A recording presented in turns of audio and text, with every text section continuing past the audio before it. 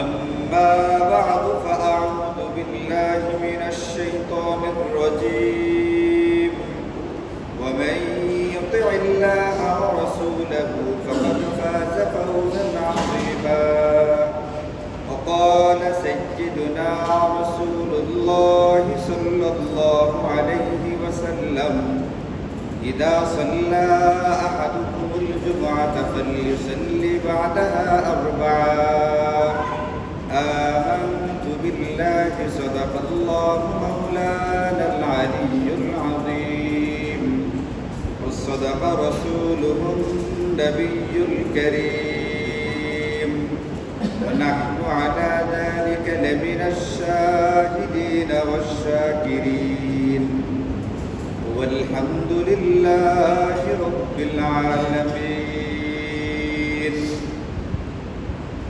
اللهم صل على محمد وعلى آل محمد كما صليت على إبراهيم وعلى آل إبراهيم إنك حميد مجيد اللهم بارك على محمد وعلى آل محمد كما باركت على إبراهيم وعلى آل إبراهيم إنك حميد مجيد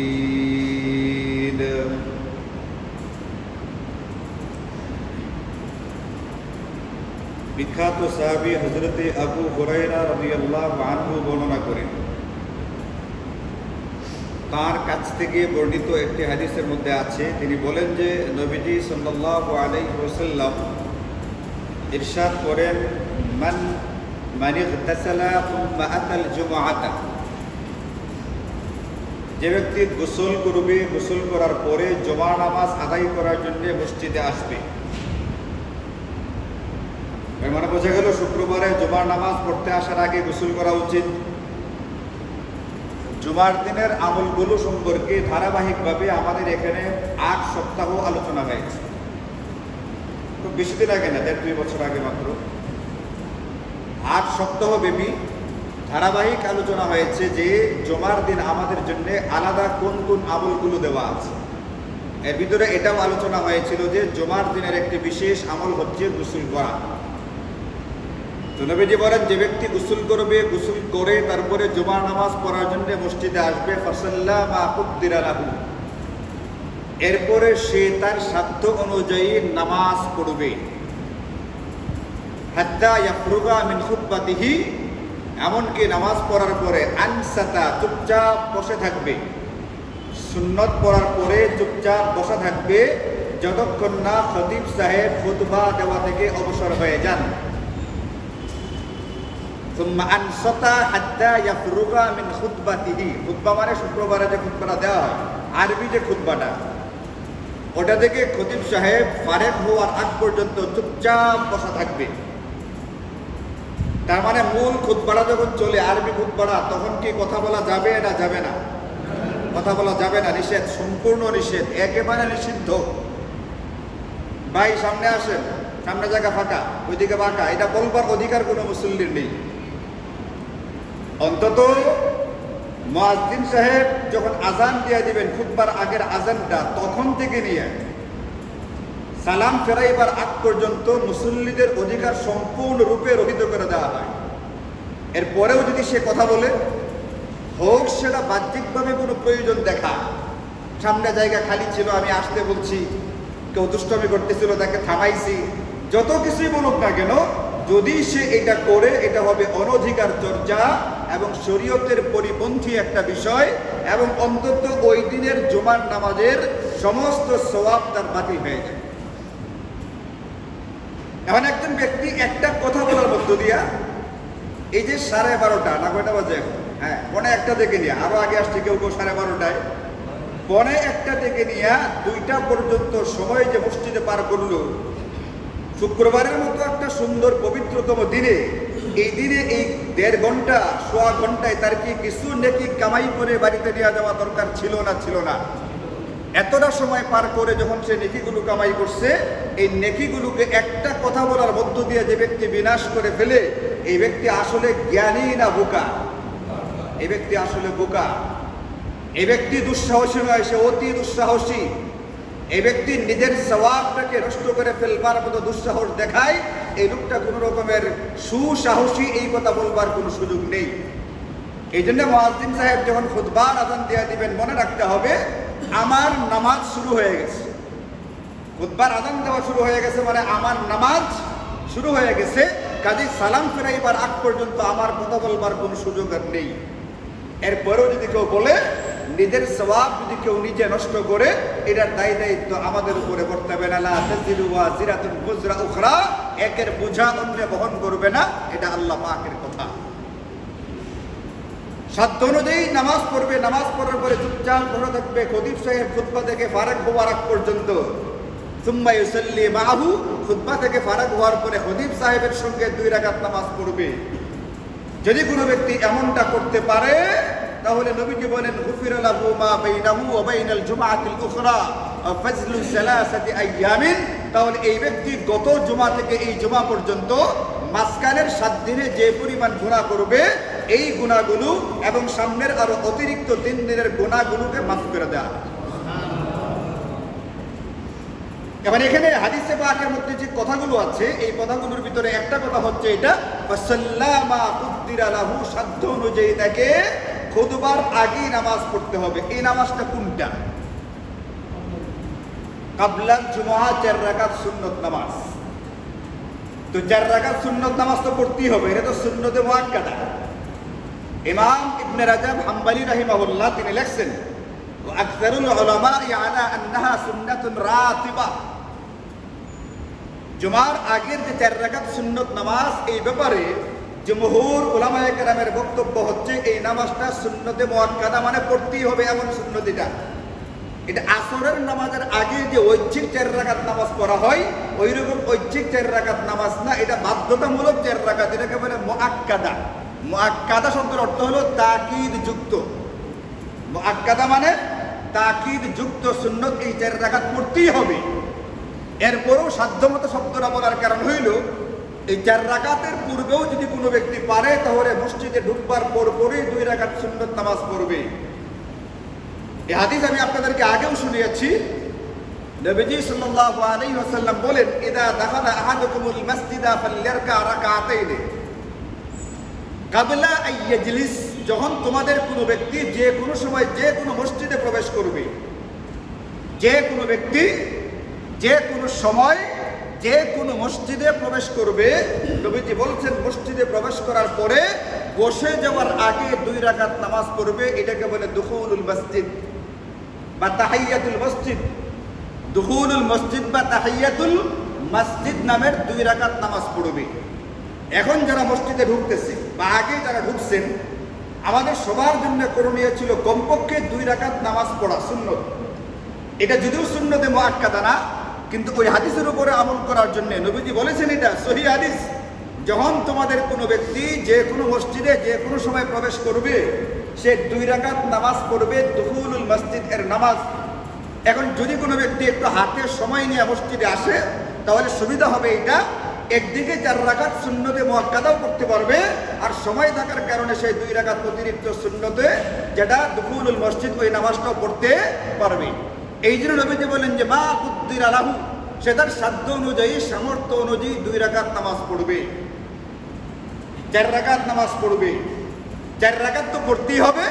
সময় একটু বেশি থাকলে আগের যে 2 রাকাত সেটাও কি করতে পারবে, পড়তে পারবে। যদি কেউ এমনভাবে পড়ে, তাহলে এই ব্যক্তির এই জমা থেকে নিয়ে বিগত জমা এবং অতিরিক্ত আরো 3 দিন, মোট 10 দিনের গুনাহগুলোকে আল্লাহ পাক মাফ করে দেন। এই জন্য মাঝখানে আমি কথাটা আপনাদেরকে বলে নিচ্ছি। 1 নম্বর, দুখুলুল মসজিদের নামাজ আমাদের অভ্যাস হয়ে যাওয়া চাই।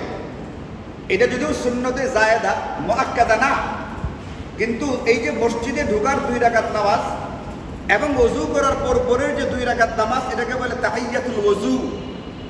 মসজিদে ঢুকলে 2 রাকাত পড়তে হয়, এটাকে বলে তাহিয়াতুল মসজিদ। আর ওযু করার পরে 2 রাকাত পড়তে হয়, এটাকে বলে তাহিয়াতুল ওযু। এই 2 রাকাত নামাজ পড়বার কারণে হযরত বেলাল রাদিয়াল্লাহু আনহুকে নবীজি দুনিয়াতে জান্নাতের সুসংবাদ শোনাইছেন। নবীজি বেলালকে বলেছেন, বেলাল আমি যখনই জান্নাত পরিদর্শন করতে যাই, এটা হতে পারে আল্লাহ পাকের কুদরতের মাধ্যমে, হতে পারে মেরাজের রাত্রিতে, হতে পারে স্বপ্নের মাধ্যমে, আল্লাহ পাক তার নবীকে বিভিন্ন সময় জান্নাত জাহান্নাম পরিদর্শন করিয়েছেন। এখন নবীজি বলেন, বেলাল যখনই আমি জান্নাত পরিদর্শন করতে যাই, আমি দেখি আমার আগে আগে তুমি হাঁটতে থাকো, কারণটা কি, তুমি কি আমল করো যার কারণে আমি তোমাকে জান্নাতে দেখতে পাই? হযরত বেলাল বলেন, তেমন কোনো আমল হুজুর আমার জানা নাই, আমি ফরজ ওয়াজিব সুন্নতে মুআক্কাদাগুলো আদায় করি, অতিরিক্ত একটা করি, এটা ওযু করার পরে তাহিয়াতুল ওযুর 2 রাকাত নামাজ পড়ি, যেটা পড়তে আপনি আমাদেরকে বলেছেন। নবীজি বলতেন যে ফাযাকা, এই কারণেই তুমি জান্নাতের অধিকারী হয়ে গেছো। কাজে নামাজটা সুন্নতে মুআক্কাদা না, সুন্নতে জায়েদা, কিন্তু গুরুত্ব দিয়ে আমল করবার কারণে, তাকিদের সাথে আমল করবার কারণে নবীজি দুনিয়াতেই তাকে জান্নাতের সুসংবাদ ছড়িয়েছেন। এটাকে অবহেলার নজরে দেখবার, গাফিলতির সঙ্গে দেখবার সুযোগ অন্তত আমার আপনার মতো সাধারণ কোনো মুসলমানের নেই। এখন কোনো ব্যক্তি যদি তাহিয়াতুল ওযুতে পড়বে, ওযুটা করে লগে লগে মসজিদে আসছে, তাহলে 2টা জিনিস একবারে হয়ে গেছে না? ওযু হয়ে গেছে, মসজিদে প্রবেশ করা হয়েছে, 2টা কাজ একবারে হয়েছে। ফুকাহায়ে কেরাম বলছেন, এখন যদি কোনো ব্যক্তি 2টার নিয়তে একবারে 2 রাকাত পড়ে ফেলে, তাহলে 2টাই আদায় হয়ে যাবে, 2 in 1। কোনো ব্যক্তি ধরেন যে ওযু করছে মাত্র, 2 রাকাত নামাজ পড়া দরকার, এখন বাসা বাড়িতে হলে তো 2 রাকাত ওখানে পড়ে নেবে, কিন্তু ওযু করছে মসজিদের ওযুখানায় এবং ওযু করে সঙ্গে সঙ্গে মসজিদে ঢুকে গেছে, তাহলে 2 রাকাত পড়ার কথা মূলত কয় রাকাত? 4 রাকাত। ফুকাহায়ে কেরাম সহজ করে দিচ্ছেন, ওই 2 রাকাত, এই 2 রাকাত একবারে নিয়ত করলে ফেরে 4 রাকাতই আদায় হয়ে যাবে ইনশাআল্লাহ। তাহলে সহজ হয়ে গেল জিনিসটা। আর যারা বাড়ি থেকে ওযু করে মসজিদে আসতেছে, এরকম অনেক মুসল্লি আছে না, যারা ঘর থেকে ওযু করে আসতেছেন, তারার তো ওযু এখন আর নাই, ওযু তো তিনি আগেই করছেন, আগে পড়ে থাকলে পড়ছেন, না পড়লে তো নাই। এখন মসজিদে প্রবেশ করেছেন, এখন তিনি মসজিদে প্রবেশ করার 2 রাকাত আদায় করে নেবেন। এই হলো 2 2 4 রাকাত একসাথে পড়লেও হয়ে যায়। তবে মনে রাখতে হবে, এই যে 2টা নামাজ, তাহিয়াতুল ওযু আর তাহিয়াতুল মসজিদ, নফল নামাজ, এইগুলো সুন্নতে জায়েদা। আমি বলছি যে কোনো মসজিদে যে কোনো সময় গেলে, যে কোনো সময় বলতে বৈধ সময়, আমাদের জন্য 3টা সময়ে নামাজ পড়া নিষেধ, একেবারে নিষিদ্ধ। মনে রাখবেন, 3টা সময়ে নামাজ পড়া একেবারে নিষিদ্ধ।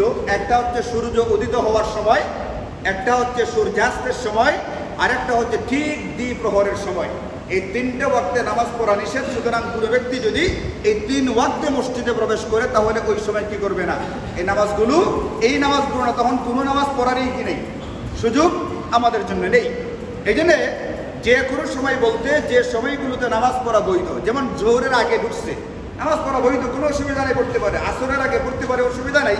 কিন্তু মাগরিবের আগে যদি ঢুকে, তাহলে আসরের নামাজের পরে মাগরিব পর্যন্ত কোনো নফল নামাজ পড়ার সুযোগ নেই, এই হিসাবে পড়তে পারবে না। ফজরের ওয়াক্ত হয়ে যাওয়ার পরে, ফজরের জামাত অনুষ্ঠিত হওয়ার আগ পর্যন্ত ফজরের সুন্নত ছাড়া অন্য কোনো নফল নামাজ পড়া জায়েজ নাই। এই কারণে ওই সময় আবার দুখুলুল মসজিদ পড়তে পারবে না। 2-1টা সময় ব্যতিক্রম আছে, এইগুলোর মধ্যে পড়া যাবে না। অন্য বৈধ সময়ে যখনই মসজিদে ঢুকবে, নামাজগুলো পড়ে নিবে। এখন আমি আলোচনা করতেছিলাম, মূলত নবীজি বলছেন যে ব্যক্তি জুমার দিন গোসল করবে, গোসল করে জুমার নামাজ পড়বার জন্য মসজিদে যাবে, মসজিদে যাওয়ার পরে সাধ্য অনুযায়ী নামাজ পড়বে। আমাদের অনেক মুসল্লি এরকম আছেন, আগে মসজিদে প্রবেশ করে বসে পড়েন, না, বসা যাবে না। নবীজি বলছেন কাবলা আইয়াজলিস, বসে যাওয়ার আগে তুমি 2 রাকাত নামাজ পড়বে। এখন বয়ান শুরু হয়ে গেছে, এই যে বয়ান চলতেছে এখন, যদি কোনো ব্যক্তি এখানে নামাজ পড়তে অসুবিধা হয়, ইচ্ছে করলে বারান্দায় পড়ে নিতে পারে। আর কেউ যদি মনে করে মসজিদে ঢুকে যদি আমি পিছন দিকে পড়ি, আমার কোনো অসুবিধা নেই, হুজুরের কথা চলুক, আমি নামাজ পড়ে ফেলি, তাহলেও কোনো অসুবিধা নেই। তাহলে আপনি মসজিদে ঢোকার পরে ওই যে খুতবার যে আজানটা, আজানের আগ পর্যন্ত যদি আপনি সময় পান, তাহলে 4 রাকাত সুন্নতে মুআক্কাদা তো অতি অবশ্যই পড়তে হবে। সাথে সাথে এই যে অতিরিক্ত 2 রাকাত সুন্নত নামাজ, এটাকেও গুরুত্ব দিয়ে পড়ার চেষ্টা করা চাই। কারণ 2 রাকাত নামাজ, প্রথম 2 রাকাতটা সুন্নতে জায়েদা হলেও এইগুলো এমন নামাজ নেয়, নামাজের বিনিময়ে আল্লাহ তাআলা দুনিয়াতে সাহাবাদেরকে জান্নাতের সুসংবাদ জানিয়েছেন, শুনিয়েছেন। এখন আমাদের অসুবিধা হলো এটা, আমি দেখি জুমার দিন যেখানে আজান হয়ে যাওয়ার পরে ইদা নুদিয়া লিস-সালাতি মিন ইয়াউমিল জুমআহ, আল্লাহ বলছেন জুমার দিন আজান শুরু হয়ে যাওয়ার পরে আজানের আগে যে কাজগুলো বৈধ ছিল সেই কাজগুলো মুসলমানের জন্য অবৈধ হয়ে যায়। জুমার দিন জুমার আজান হয়ে যাওয়ার পরে আজানের আগে যে কাজগুলো বৈধ ছিল সেই কাজগুলো কি হয়ে যায়? অবৈধ হয়ে যায়। তার মানে তখনকার জন্যে ওই ব্যক্তির জরুরি হচ্ছে জুমার নামাজ পড়বার জন্য মসজিদে আসতে থাকা। আগের থেকে প্রস্তুতি নিলে ভালো। যারা আরো আগে প্রস্তুতি নেয়, ওয়াক্ত হওয়ার সঙ্গে সঙ্গে মসজিদে আসে, এগুলো জুমার ধারাবাহিক আলোচনায় গেছে। মসজিদে আইসা 4 রাকাত নামাজ পড়বে। 4 রাকাত কোন নামাজ? এটা সালাতুত তাসবিহ, বিরাট ফজিলতের নামাজ, বিস্তারিত আলোচনা হয়েছে। এই নামাজ যদি পড়তে পারে, 4 রাকাত নামাজ পড়বে, বিরাট সৌভাগ্যের আমল একটা এটা। তাই আমি যদি আধা ঘন্টা পরে 1 ঘন্টা আগে মসজিদে আসে তাহলে নামাজটা পড়ে ফেলতে পারে। এখন এই যে আলোচনাগুলো গেল, নবীজি আমাদেরকে বলছেন, আল্লাহ তাআলা বলছেন যে আজান হয়ে যাওয়ার পরে জুমার নামাজের প্রস্তুতি বা জুমার নামাজের জন্য মসজিদে যাওয়া ছাড়া বাকি সমস্ত কাজগুলো নিষিদ্ধ হয়ে যায়। এরপরও আমি বহু মুসল্লিকে দেখি আজান হয়ে যাওয়ার পরেও মসজিদে আসে না। বয়ান চলতেছে, শেষ হওয়ার কথা 1:10, বয়ান হয় 1:15, 17, 18, 20, 21, 22, 25 পর্যন্ত হয়ে যায়। এরপরও আসে না। অনেককে দেখি আফসোসের কথা হচ্ছে খুতবা শুরু হওয়ার পরে আসে, অনেকে একটা খুতবা হয়ে যাওয়ার পরে মসজিদে আসতেছে। এখন যদি খুতবা শুরু হয়ে যাওয়ার পরে মসজিদে আসে, তাহলে নবীজি বলছেন যে বিগত 10 দিনের গুনাহ খাতা মাফ হবে। যে নামাজের বিনিময়ে 4 রাকাত সুন্নাত নামাজ, যেটাকে বলে আমরা কাবলাল জুমা, এই নামাজের কি হবে? এই নামাজ কখন পড়বে সে? খুতবা শুরু হয়ে গেলে তো সমস্ত কার্যকলাপ বন্ধ করে ফেলতে হবে। এখন সে আসছে মসজিদে খুতবা শুরু হওয়ার পরে, যে 4 রাকাত নামাজের বিনিময়ে নবীজি বলছেন 4 রাকাত নামাজের বিনিময়ে এই ব্যক্তির বিগত 10 দিনের গুনাহ খাতা মাফ করা হবে। এই নামাজ এখন সে পড়বে না কোন সময়? এই নামাজটা কি নফল না সুন্নতে মুআক্কাদা? সুন্নতে মুআক্কাদা, তাকিদ যুক্ত নামাজ। এই নামাজ পড়তেই হবে। বিশিষ্ট সাহাবী হযরত আবু আইয়ুব আনসারী রাদিয়াল্লাহু আনহু, আপনারা তার পরিচয় জানা। একটা পরিচয় হচ্ছে এটা, যখন নবীজি হিজরত করে মক্কা থেকে মদিনায় গেলেন, সকল সাহাবায়ে কেরাম মদিনার সাহাবীদের বাড়িতে লজিং রয়ে গেলেন। যারা মক্কা থেকে গেছেন তো বাড়িঘর সব কিছু ছাইড়া চলে গেছেন, নবীজিও বাড়িঘর ছাইড়া গেছেন। নবীজির এক জায়গায় থাকতে হবে, খেতে হবে। আপনারা কি জানেন নবীজি মদিনায় যাওয়ার পরে সর্বপ্রথম কার বাড়িতে উঠেছিলেন এবং কার বাড়িতে খাওয়া দাওয়া করতেন? হযরত আবু আইয়ুব আনসারী রাদিয়াল্লাহু আনহু। এই জন্য একটা ছাত্র লজিং রাখতে পারা এটা একটা বিরাট সৌভাগ্যের ব্যাপার।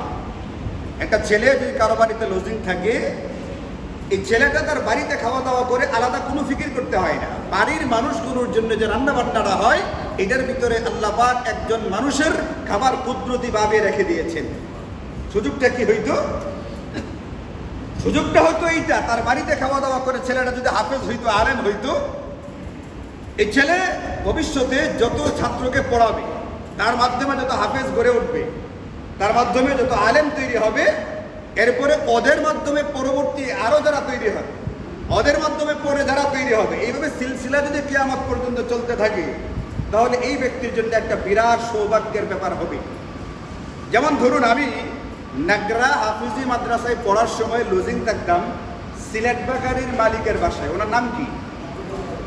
হাজী আব্দুল ওয়াহেদ সাহেব। ওনার বাসায় আমি লজিং থাকতাম। আমি ছিলাম 6 নাম্বার ছাত্র। এর মানে ওনার বাসায় লজিং খেয়ে আমার আগে আরো কয়জন হাফেজ হয়ে গেছে, আরো 5 জন হাফেজ হয়ে গেছে। আমি এলাম 6 নাম্বার হাফেজ। আমি কি হাফেজ না হাফেজ না? জানেন আপনারা এটা? আমি হাফেজ না হাফেজ না? কেমনে বুঝলেন যে আমি হাফেজ?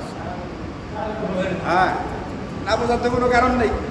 জ্বলন্ত প্রমাণ আছে, গত 13টা রোজার তারাবি প্রমাণ আছে না? হ্যাঁ, এটাকে অস্বীকার করার তো কোনো সুযোগ নেই। 13টা নামাজ গেছে, 13 বছর 13টা তারাবি, 14তম বছর চলছে ইনশাআল্লাহ, আলহামদুলিল্লাহ, আল্লাহ পাকের মেহেরবানিতে এবং আপনাদের অপরন্ত সহযোগিতার ভালোবাসায় এতদিন আমার এখানে টিকতে পারার কথাই ছিল না। এরপরে আমার পরে আরো 6 জন খাইছে। গত বছর আমাদের নাগরা মাদ্রাসার পুরনো ছাত্রদের একটা পুনর্মিলনী অনুষ্ঠান হয়েছিল। নাগরা হাফিজি মাদ্রাসার যত ছাত্র এই পর্যন্ত হাফেজ হয়ে বের হয়ে গেছে, এদের একটা অনুষ্ঠান হয়েছিল। এদের ভিতরে 1000-এর মতো হাফেজ। তো হাজী আব্দুল ওয়াহেদ সাহেব ওই দিন বলছিলেন, আমার ঘরে যারা যারা তোমরা খাইছিলা, অনুষ্ঠানের পরে একটু আমার সাথে দেখা করো।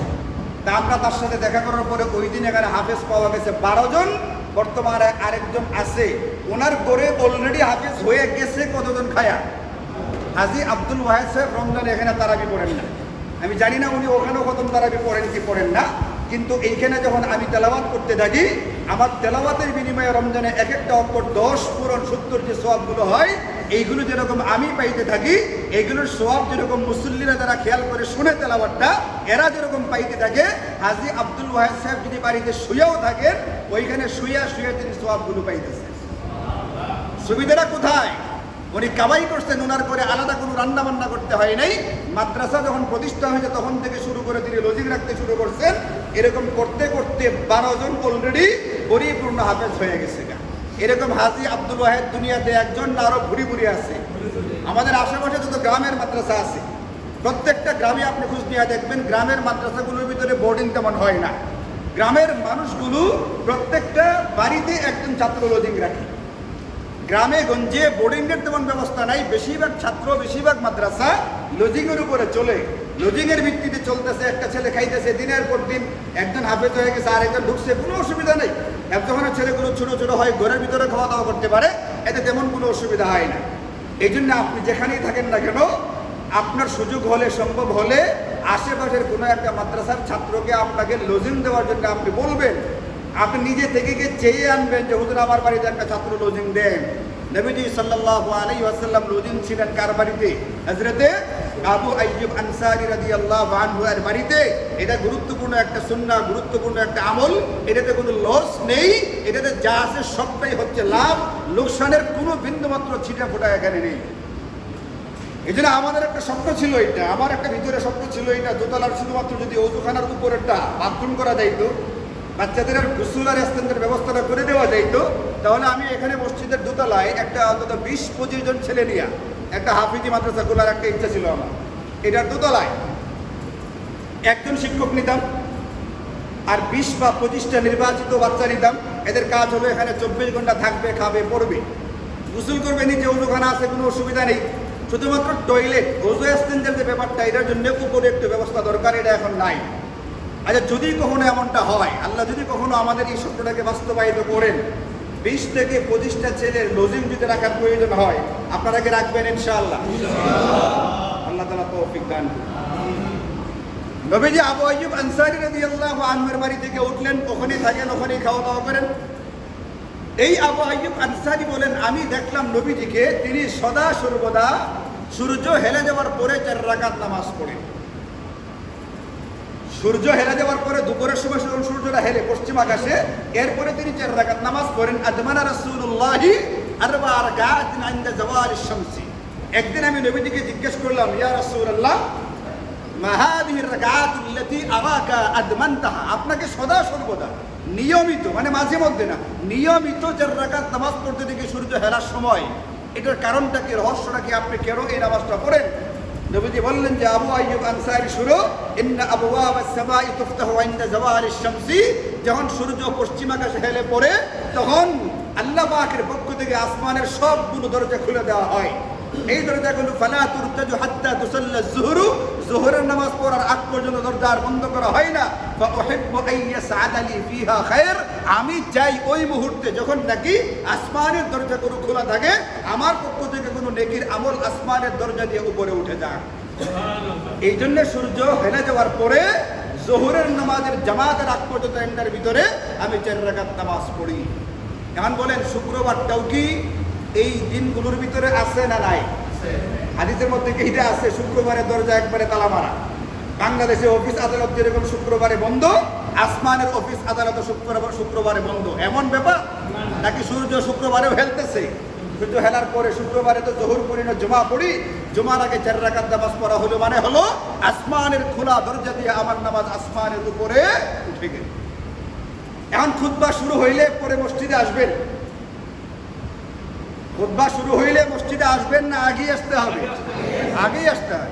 হ্যাঁ, খুতবা শুরু হওয়ার আগে যদি আপনি বাড়িতে পড়ে ফেলেন, ওটা ভিন্ন জিনিস। কেউ কেউ বাড়িতেও সুন্নত পড়তে পারে, বাড়িতে পড়ার জন্য উৎসাহিত করা আছে। আমরা তো সবার খবর জানি না, যারা বাড়িতে পড়তেছে আলহামদুলিল্লাহ, আর যারা সুন্নতটা মসজিদে এসে পড়েন তাদের অতি অবশ্যই একটু আগে ভাগে সময় নিয়ে তারপরে মসজিদে আসা উচিত, যাতে করে 4 রাকাত তো সুন্নতে মুআক্কাদা অতি অবশ্যই আদায় করা যায় এবং অতিরিক্ত 2 রাকাত দুখুলুল মসজিদের নামাজটাও আদায় করে ফেলা যায়।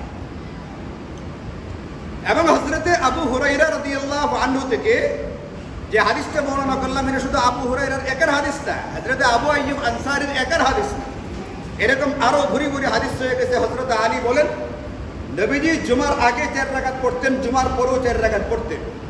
প্রখ্যাত তাবিঈ, প্রখ্যাত মুহাদ্দিস, অনেক বড় আলেম, অনেক বড় ইমাম হযরত ইব্রাহিম নাখাই তাবিঈ, তিনি বলেন, আমি সাহাবীদেরকে দেখেছি কানু ইউহিব্বুনা আন ইউসাল্লু ক্বাবলা আল জুমআতি আরবাআন। আমি সাহাবাদেরকে দেখেছি, তাবিঈ তাদেরকে বলে যারা সাহাবাদেরকে দেখতে পায়, যারা সাহাবীদেরকে পাইছে, নবী সাহাবীদেরকে, ইনাদেরকে বলে তাবিঈ। ইনি বলেন আমি সাহাবীদেরকে দেখেছি ওনারা জুমার আগে 4 রাকাত সুন্নাত নামাজ পড়তেন।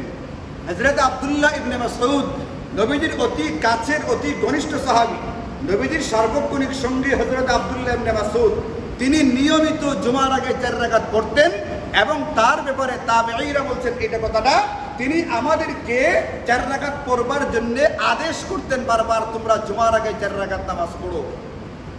মুহাদ্দিসিনে কেরাম বলছেন একেবারে মুস্তাহাব বা নফল হইলে তার জন্য উৎসাহিত করা যায়, কিন্তু হুকুম করা যায় না। আব্দুল্লাহ ইবনে মাসউদ আমাদেরকে পড়ার জন্য হুকুম করতেন, মানে হলো এই নামাজটা সুন্নত বা নফল না, এটা সুন্নতে মুআক্কাদা, এমন একটা নামাজ যে নামাজটা অতি অবশ্যই আদায় করতে হবে, আর না হলে এই ব্যক্তি গুনাহগার হবে। এই জন্য আমাদের উচিত হচ্ছে জুমার দিন আজান হয়ে যাওয়ার পরে দুনিয়াবী সমস্ত কার্যকলাপ বন্ধ। এটা আল্লাহ পাকের হুকুম, আল্লাহ পাকের নির্দেশ। হয় আপনি মসজিদে আসবেন অথবা জুমার নামাজের জন্য প্রস্তুতি নিতে শুরু করবেন। এরপরে 4 রাকাত নামাজ হয় বাড়িতে পড়বেন, নতুবা এখানে এসে পড়বেন। খুতবা শুরু হয়ে যাওয়ার পরে মসজিদে প্রবেশ করা এটা কোনো মুসল্লির জন্য মানানসই না।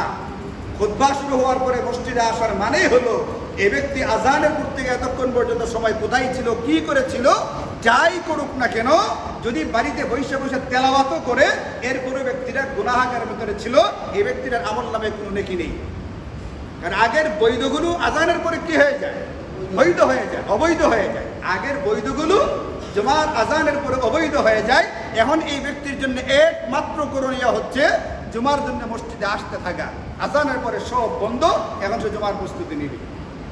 এই জন্য কেন জুমার আগে কিছু কাজ আসছে, ওই যে ফাসাল্লা মা কুদ্দিরা লাহু, তার সাধ্য মতো কি করতে হবে, 4 রাকাত 6 রাকাত নামাজ আদায় করতে হবে। পারলে সালাত তাসবিহ পড়তে হবে, পারলে সূরা কাহফটা জুমার আগে পড়ে ফেলতে হবে। অনেক ফজিলতের আমল, শুক্রবারের আমল এইগুলো। পারলে 1000 বার দুরূদ শরীফ পড়তে হবে শুক্রবারে, এটা শুক্রবারের এই আমল। নবীজি যে বলছেন ওয়াক্ত হওয়ার সঙ্গে সঙ্গে মসজিদে আসো, এটা এমনি এমনি বলেন নাই, কারণ এখানে আমাকে অনেকগুলো বিষয় দেওয়া আছে। এখন ওয়াক্ত হওয়ার সঙ্গে সঙ্গে আসা আর আজান হওয়ার পরেও আমরা আসি না। দেখেন আজান হয় ওয়াক্ত হওয়ার অনেক পরে, আমাদের এখানে আজান হইতে 12:30টায়, ওয়াক্ত হইতে সম্ভবত 11:30 বা 12:15টায়। ওয়াক্ত হওয়ার সঙ্গে সঙ্গে মসজিদে আসা, তা আমরা যদি এখানে 12:15টায় আজান দিয়া ফেলি, আপনি কি মনে করেন অবস্থা? আজান হইলো মানে হলো এরপরের থেকে মুসল্লিরা যে যেখানে আছে গুনাহের ভিতরে আছে। এই জন্য আমাদের দেশে আজানটা দেরি করে দেওয়া হয়। এরপরেও যদি দেরি করা হয় এটা কিন্তু আফসোসের কারণ হবে, এটা দুঃখের কারণ হবে। এই জন্য আপনাদের কাছে অনুরোধ থাকবে, জুমার আগের 4 রাকাতের নামাজ যেটা, এটা অতি গুরুত্ব দিয়ে জুমার আগে আদায় করার নিয়ম বানাতে হবে, একদিনও যেন ছুটে না যায়। 2 নম্বর যে গাফিলতিটা বেশি চোখে পড়ে, যেটা বেশি ধরা পড়ে, সেটা হচ্ছে এটা জুমার পরের 4 রাকাত সুন্নত নামাজ। এই সুন্নতের ভিতরে সবচেয়ে বড় মাজলুম হচ্ছে, সবচেয়ে নির্যাতিত নিপীড়িত সুন্নাহ হচ্ছে জুমার পরের 4 রাকাত সুন্নত নামাজ। একদিকে সালাম ফিরানো হয়েছে, দোয়া সংক্ষিপ্তই করা হয়, সংক্ষিপ্ত দোয়া হয়েছে, দোয়া শেষ, ওই হুল্লোড় করে মসজিদ থেকে বের হওয়া শুরু হয়। এখন যারা বের হয়ে গিয়ে বাড়িতে পড়েন তাদের ব্যাপারে কোনো কথা নেই, আলহামদুলিল্লাহ, অসুবিধা নেই। সুন্নাত নামাজ বাড়িতে পড়ার জন্য উৎসাহিত করা আছে, বাড়িতে গিয়ে পড়েন। কিন্তু যারা মসজিদ থেকে বের হওয়ার পরে সুন্নাত পড়ার পরিবেশ থাকে না, মানসিকতা থাকে না, ইনারা মসজিদে নামাজ না পড়ে মসজিদ থেকে বের হয়েন না। হযরত আবু হুরায়রা রাদিয়াল্লাহু আনহু বলেন, নবীজির সরাসরি নির্দেশ, মুসলিম শরীফের হাদিস, ইদা সাল্লা আহাদুকুমুল জুমআতা, যখন তোমাদের কোনো ব্যক্তি জুমার নামাজ পড়বে, সেই জন্য ফালইউসাল্লি বা'দাহা আরবাআন, নামাজ আদায় করার পরে 4 রাকাত সুন্নত নামাজ পড়ে। এটা নবীজির হুকুম, জুমার পরে 4 রাকাত সুন্নত নামাজ পড়বা, এটা আল্লাহর নবীর নির্দেশনা। ভাই দেখেন, সুন্নত শব্দটাকে আমরা হালকা মনে করি, কিন্তু কথা হচ্ছে কোরআন এবং সুন্নাহর ভিতরে এই সুন্নত শব্দটা আমরা যে সুন্নত বুঝি এই সুন্নত অর্থে ব্যবহৃত হয় নাই। আমরা সুন্নত বলতে কোনটা বুঝি? মসজিদে প্রবেশ করার সময় ডান পা দিয়ে প্রবেশ করা। আমরা সুন্নত বলতে কোনটা বুঝি? টয়লেট থেকে বের হওয়ার সময় বাম পা দিয়ে টয়লেট থেকে বের হওয়া। আমরা সুন্নত বলতে কোনটা বুঝি? দস্তরখানা বিছিয়ে খানা খাওয়া। এগুলো তো আমরা মানি না। কয়জন মানে আপনি দেখছেন? আপনি এখানে বসবেন, দেখবেন কয়জন ডান পা দিয়ে ঢুকতেছে। আমি খেয়াল করে দেখা নাইছি। খাওয়ার সময় ঘরে ঘরে খুঁজ নিয়ে দেখা যাবে কয়জনে দস্তরখানা লাগাইছে আর কয়জনে লাগাই নেই। আর কোরআন সুন্নাহর ভিতরে সুন্নাহ বলতে এই সুন্নত না, এটা ফিকহি সুন্নত। এটা মসজিদে ডান পা দিয়ে প্রবেশ করা, বাম পা দিয়ে বের হওয়া, দস্তরখানা বিছানো, এইগুলো ফিকহি একটা পরিভাষা। কিন্তু কোরআন সুন্নাহতে যে সুন্নাহর কথা বলা আছে এটা হচ্ছে নবীজির আদর্শ, নবীজির জীবন আচার, নবীজির জীবন ব্যবস্থা। এখন আমার আপনার জিন্দেগির একমাত্র মডেল বা নমুনাই হচ্ছে নবীজি। এই জন্য আমার জিন্দেগির সকল ক্ষেত্রের আদর্শ হিসাবে, নবীজির সুন্নাহ হিসাবে এই আগে পরের নামাজগুলো গুরুত্ব দিয়ে পড়তে হবে। এটা খালি ফিকহি পরিভাষার দিকে তাকিয়ে থাকলে চলবে না। যে ব্যক্তিরা নবীজির সুন্নাহ হিসাবে গুরুত্ব দিবে, এটা ফিকহি পরিভাষায় এটার কতটুকু তাকিদ আছে ওটা না দেখা নবীজির সুন্নাহ এইটা দক্ষ কইরা যে নাকি আমল করবে, তার সম্পর্কে কুরআনুল কারীমে আল্লাহ বলেন ওমাইয়ুতিল্লাহ ওয়া রাসূলহু, যে আল্লাহ এবং তার রাসূলের অনুসরণ করবে, ফাকাদ ফাযা ফাওজান আযীমা, এই ব্যক্তি হচ্ছে পৃথিবীর সবচেয়ে বড় সফলকাম ব্যক্তি। এজন্য আমাদেরকে জুমার নামাজের আগে এবং জুমার নামাজের পরের যে 4 রাকাত সুন্নাত আছে, কোনো কোনো ফুকাহায়ে কেরাম জুমার নামাজের পরে 6 রাকাতের কথা বলছেন, এই নামাজগুলো গুরুত্ব দিয়ে আদায় করার চেষ্টা করি। হই হুল্লোড় করে বের হওয়ার না চেষ্টা করি, নামাজটা পড়ে তারপরে যাই। সবচেয়ে বড় আর একটা বিষয় হচ্ছে, কোনোদিন মসজিদে জিলাপি দেওয়া হইলে এই দিনটা মনে হয় যে মসজিদের বাইরে কোনো ধরনের মিছিল বা কোনো বিরাট গণ্ডগোল শুরু হয়ে গেছে। দেখেন এখানে জিলাপিটা দেওয়া হয়, এই জিলাপিটার ভিতরে সাদা চিনি দেওয়া আছে প্রচুর পরিমাণে। ডাক্তাররা বলছেন এই চিনিটা আমাদের শরীরের জন্য বিরাট ক্ষতিকর। প্রাকৃতিক মিষ্ট জিনিস যেটা প্রাকৃতিক মধু ইত্যাদি, ওটা এক জিনিস, আর কৃত্রিমভাবে তৈরি এই যে মিষ্টান্ন জাতীয় জিনিসগুলো, এগুলো আমাদের জন্য যারা ডায়াবেটিস রোগী না তাদের জন্য বলছি। এটা আমারও কথা না, এটা চিকিৎসা বিজ্ঞানের কথা। লবণ এবং এই যে চিনিটা, এটা আমাদের দেহের জন্য বিরাট ক্ষতিকর একটা জিনিস। কিন্তু ওইখানে জিলাপি বিতরণ করলে যে হইহুল্লোড়টা হয়, এখানে মনে হয় জান্নাতের টিকিট বিক্রি করা হইতেছে। এই জন্য 4 রাকাত সুন্নত পরে পড়ি, আগে জান্নাতের টিকিটটাকে সংগ্রহ করি। ক্ষতিকর একটা জিনিস সংগ্রহ করবার জন্য এত হই হুল্লোড় করা লাগে, এটা বিরাট আশ্চর্যের ব্যাপার। এই জন্য মেহরবানি করে দয়া করে যারা জিলাপি দিবেন তারাও সতর্কতার সাথে দিবেন, আর যারা নেবেন তারাও সতর্কতার সাথে নেবেন, যেন মসজিদে যারা সুন্নত পড়তেছে তাদের সুন্নতের কোনো ব্যাঘাত সৃষ্টি না হয়। এতটুকু খেয়াল, এতটুকু হুঁশ আমি আপনি একজন সচেতন মানুষ হিসাবে এমনিতেই থাকা উচিত। এটা খুবই গুরুত্বপূর্ণ বিষয়, এটা খেয়াল রাখা চাই। আমি এক ঈদের দিন আমার মনে আছে বয়ান করতে চাইছিলাম একটা বিষয়, পরে নামাজের সামনে আইসা থেকে মসজিদের সামনে নাকে সর্দি ফেলায় রাখছে। এটা দেখার পরে যখন বয়ান করতে গেছি, পুরো বয়ানটাই করে ফেলছিলাম এই ব্যাপারে, কোথায় কোন জিনিস ফেলা যায়, কোথায় কোন জিনিস ফেলা যায় না, নবীজির হাদিসের আলোকে, কোরআন সুন্নাহর আলোকে। তো আজকেও দেখলাম একজন এখানে নাক পরিষ্কার করতেছেন সিঁড়িতে দাঁড়ায়া। এগুলো শরীয়ত কোরআন সুন্নাহ পরিপন্থী বিষয়। একজন ব্যক্তির সর্দি লাগতেই পারে, ঠান্ডা লাগতেই পারে, এটার জন্য নিয়ম হচ্ছে অজুখানায় যাওয়া, টয়লেটে গিয়া বেসিন আছে ওখানে এই কাজটা করে এটাকে পানি দিয়ে পরিষ্কার করে ফেলা। নিজেরটা নিজে যদি কোনো ব্যক্তি করতে না পারে, বলেন আরেকজন ব্যক্তি করতে পারবে? যদি নিজেরটা নিজের কাছে ঘৃণ্য মনে হয়, আরেক ব্যক্তি কিভাবে আরেকজনটা সাফ করতে পারে? এই জন্য যেখানে সেখানে ময়লা নোংরা জিনিস ফেলবার কোনো সুযোগ নেই।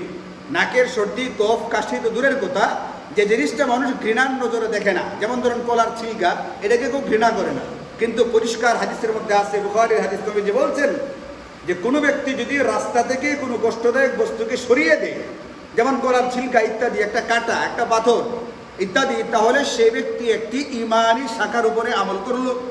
তাহলে বস্তুরা সরায় দেওয়া হচ্ছে ইমানি কাজ।